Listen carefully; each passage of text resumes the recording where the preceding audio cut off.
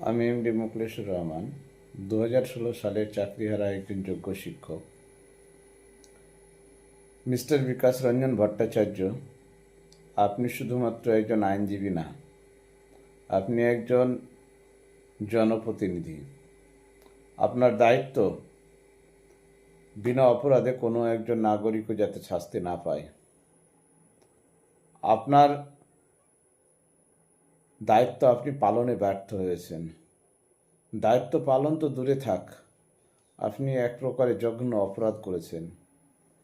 আপনার কুকর্মের ফল হিসেবে কতজনের প্রাণ চলে গেছে। আপনি হাজার হাজার পরিবারের মুখের খাবার কেড়ে নিয়েছেন। আপনি পথে বসিয়ে দিয়েছেন কত রাত কত দিন শিক্ষক সমাজকে আপনি পথে বসে কান্নাকাটি করতে বাধ্য করেছেন। আর এসবের জন্য শুধুমাত্র আপনি নিজে দায়ী। আপনি জানতেন যে কোর্টে কোনোভাবেই মিথ্যে তথ্য প্রমাণ দিয়ে মামলা করা উচিত নয়। কোর্টকে কোনোভাবেই ভুল পথে পরিচালনা করা উচিত নয়।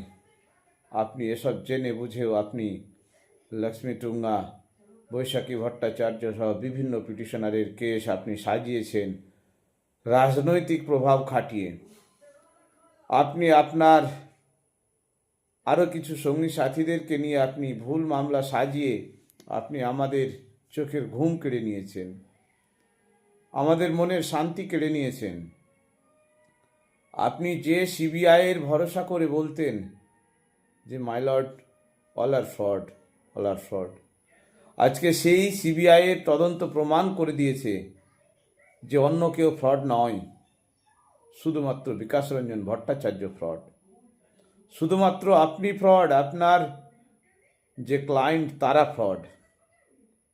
আর সেই ফ্রড ক্যান্ডিডেটের তথ্য প্রমাণ দিয়ে আপনি কোর্টকে ভুল পথে পরিচালনা করেছেন।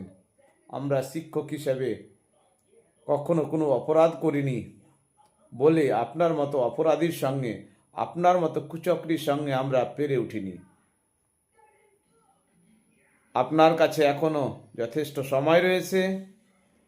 আপনি কোর্টে আপনি স্বীকারোক্তি দিন, আপনি নিজের ভুলটা মেনে নিন যে আপনার দ্বারাই কি জঘন্য অপরাধ হয়েছে। আপনি কোর্টে দাঁড়িয়ে আপনার ওকালতি করার মতো অধিকার আর নেই। আপনার একটা মুহূর্তের জন্যেও সংসদ পদে থাকার অধিকার নেই। আপনি জনগণের ট্যাক্সের টাকায় যে সুখ ভোগ করছেন, সেই সুখ ভোগ করার অধিকার আপনার নেই। আপনার জন্য উপযুক্ত স্থান হচ্ছে জেলখানা।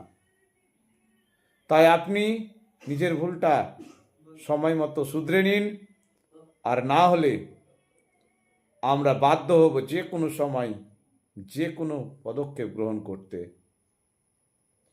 তাই আপনাকে বারবার বলছি, আপনি এই অযোগ্য পরীক্ষার্থীদের নিয়ে আপনি নিজে আত্মসমর্পণ করুন এবং কোর্টকে বলুন যে যারা বিনা অপরাধে আজকে নিজের রুজিরুটি হারিয়ে পথে বসেছেন, তাদের চাকরি পুনরায় ফিরিয়ে দেওয়া হোক। ধন্যবাদ।